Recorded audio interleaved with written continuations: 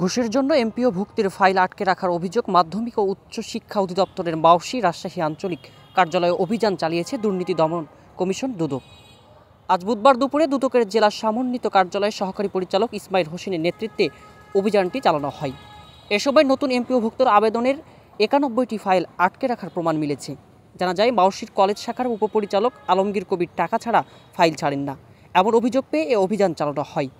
অভিযান চালানোর সময় তিনি কার্যালয়ে উপস্থিত ছিলেন না। দুদকের কর্মকর্তারা পরিচালকের কাছ থেকে প্রাসঙ্গিক তথ্য সংগ্রহ করেন।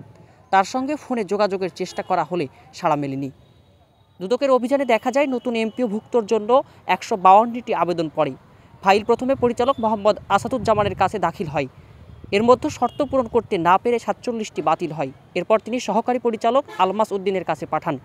আলমাস উদ্দিন তা উপপরিচালক আলমগীর কবিরের কাছে পাঠিয়েছেন। তবে আলমগীর কবির ৯১টি ফাইল পরিচালকের কাছে পাঠাননি।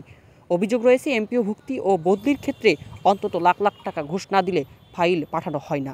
এর আগে গেল ১১ মার্চ একই অফিসে অভিযান চালিয়ে দুদক আলমগীর কবিরের বিরুদ্ধে ১৫১টি ফাইল আটকে রাখার প্রমাণ পেয়েছিল।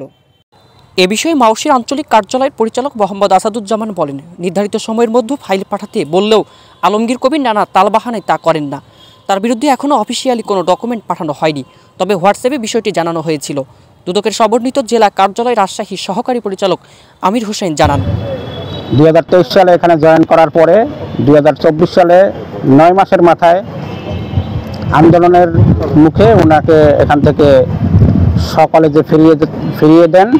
পরবর্তীতে উনি আবার অদৃশ্য শক্তিতে ২০২৪ সালের নভেম্বরে আবার এখানে উপপরিচালক পদে যোগদান করেন। আমরা গত ২ সপ্তাহ আগে ওনার বিরুদ্ধে আরও একটি অভিযান পরিচালনা করেছি। তো একই অভিযোগে আজকেও আমরা অভিযান পরিচালনা করলাম। আমি জানি না ওনার কোন অদৃশ্য শক্তির বলে উনি এখনও পদে বহাল আছেন। আমার মনে হয় বিষয়টি কর্তৃপক্ষের ভেবে দেখা উচিত, উনি এই পদে থাকার নৈতিক অবস্থানে আছেন কিনা। এটাই আমাদের বক্তব্য। আমরা ৯২টা এমপিওর পেন্ডিং পেয়েছি, যা ওনার কাছে এখনো পেন্ডিং আছে, উনি পরিচালক বরাবর ফরওয়ার্ডিং করেন নাই। আমরা একটু এই বিষয়ে একটু বাইরে একটা প্রশ্ন করলাম যে বিভিন্ন গণমাধ্যমে